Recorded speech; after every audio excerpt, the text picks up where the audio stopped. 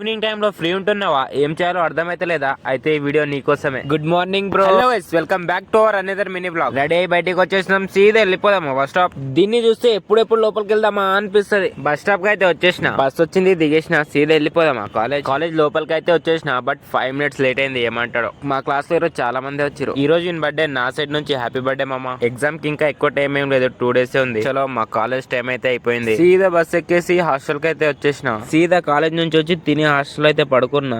అప్పుడే గుర్తొచ్చింది జిమ్. పదండి పోదామా. పోయేటప్పుడు 2 బనానా తీసుకొని తింటూ పోయినా. జిమ్ లోపలికి అయితే వచ్చేసిన. వచ్చి రాగానే కొన్ని వార్మప్స్ అయితే చేసిన. వార్మప్ అయిపోయిన తర్వాత పుషప్ చేసిన.